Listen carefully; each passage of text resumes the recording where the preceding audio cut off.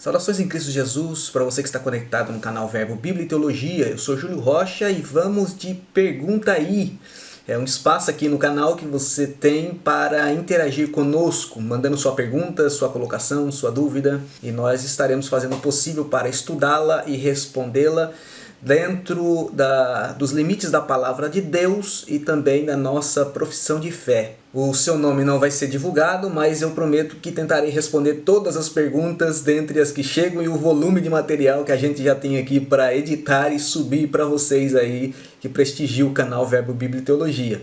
Eu só peço a gentileza de vocês não mandarem questões políticas, porque não é o viés, não é o intuito desse canal. A pergunta de hoje, na verdade, foi a primeira. Pastor, fale sobre Mateus capítulo 7, verso 21 até o verso 23.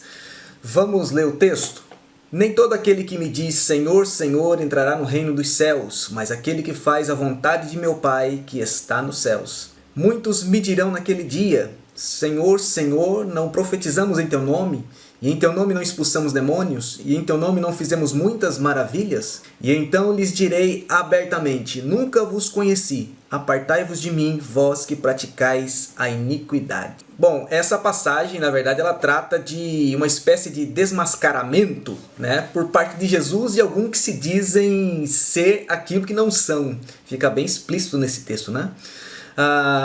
Biblicamente eles são chamados hipócritas, e se você quer saber realmente o que significa hipocrisia, eu tenho um vídeo no canal falando só sobre isso. Eu sugiro que vocês assistam em complemento a esse vídeo.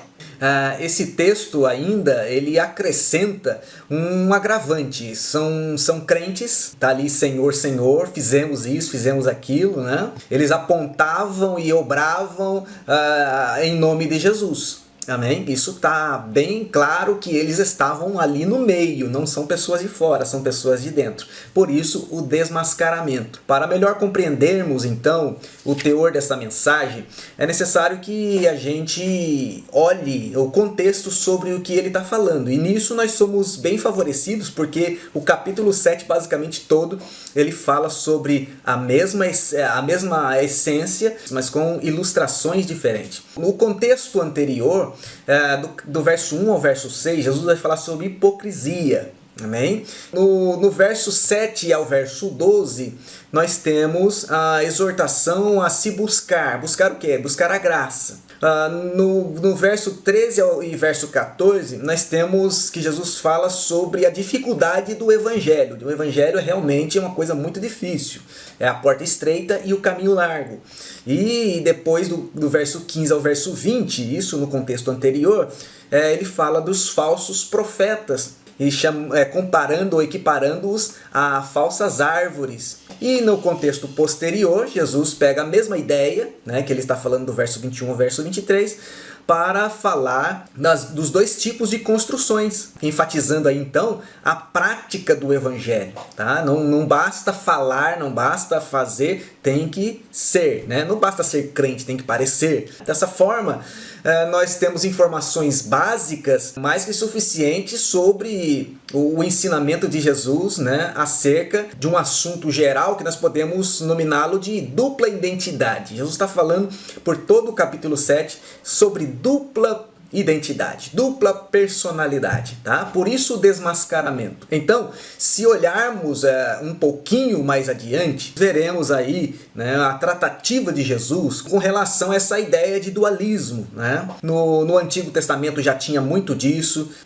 e nós vemos que nunca ficou sem punição essa ideia de dupla identidade, duplo caráter ou coisa parecida. Se nós olharmos ainda nas 7 igrejas da Ásia a quem Jesus escreveu, 3 delas sofriam com esse problema de forma ativa, né? Esmirna, Sardes e Filadélfia. Por incrível que pareça, a igreja de Filadélfia sofria com esse problema. Ela era uma igreja fiel, mas tinha no meio delas pessoas que se diziam judeus e não eram. Portanto, respectivamente, Apocalipse capítulo 2, verso 9, 3:1 e 3:9. Amém? Falando aí de Esmirna, Sardes e Filadélfia. Isso, na verdade, irmãos, não é algo espetacular de se achar, né? quando na verdade a gente observa que Jesus deixou uma espécie de cláusula contratual explicitamente ali impressa nos seus ensinamentos acerca do Evangelho, amém? Às vezes a gente passa uma imagem de Evangelho romantizado para as pessoas, mas na verdade é um contrato seríssimo, com cláusulas, vamos dizer assim, de deveres e também de direitos e de deveres. Ele deixou bem claro isso.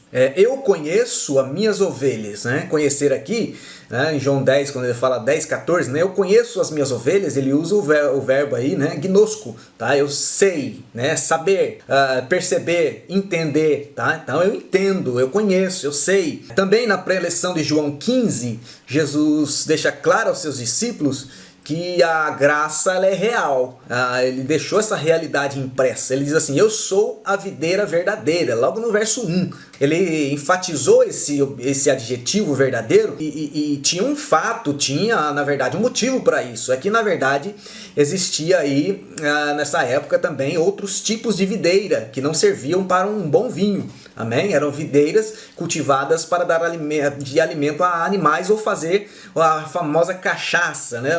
Os vinhos dos borrachos, amém? Dos bêbados. Amém? Então ele diz, eu sou a videira, mas sou a verdadeira, não sou a falsa. Tem mais de uma videira por aí. E ele diz, nessa videira verdadeira só fica quem é verdadeiro. Galho que está por ficar não permanece. Olha a dupla identidade. Então ele volta mais adiante a sistematizar. Toda vara em mim. A vara que fica é aquela vara em mim que dá fruto, o que sugere também uma subdivisão, como eu acabei de afirmar. Tem vara que dá fruto e tem vara que não dá fruto. Naquele dia a vara que não dá fruto vai dizer, Senhor, mas eu sou a videira. E ele vai dizer, nunca te conheci, nunca deu fruto. Então, dito isso, irmãos, o que acontece? O que Jesus falou nessa preleção sobre os crentes condenados, na verdade, que é o que trata esse texto de Mateus capítulo 7, nada mais é do que aqueles que eram os perfeitos crentes. Tinha roupa de crente, cabelo de crente, jeito de crente, falava como crente, pregava como crente, mas na verdade não passavam de sepulcros caiados, onde a gente passa no cemitério e só vê os epitáfios, só vê os túmulos bem cuidados, mas lá dentro, na verdade, o que tem não presta. Na verdade, a vida secreta dessas pessoas não condizia com a aparência que elas demonstravam ter, que elas professavam ter. Era verdadeiro joio no meio do trigo. E nós sabemos que o joio não pode ser arrancado, né, a não ser no dia da colheita. Como já dizia um antigo hino, e até peço para subir um pouquinho esse hino aqui, né, na vinda de Jesus haverá muita surpresa. O meu avô costumava dizer que a vinda de Jesus será surpresa para todos, né? Crente que achava que ia receber muito, recebe pouco. Achava que ia receber pouco, vai receber muito. Gente que achava que ia subir, acabou ficando. Sabedoria, né? Que a vida ensina, que a vida cristã ensina as pessoas. Amém, irmãos? A surpresa, portanto, será para muitos ímpios travestidos de crentes, ou até mesmo para muitos crentes que, na verdade, travestidos de ímpio, mas não deixavam o nome de crente. Amém, irmãos?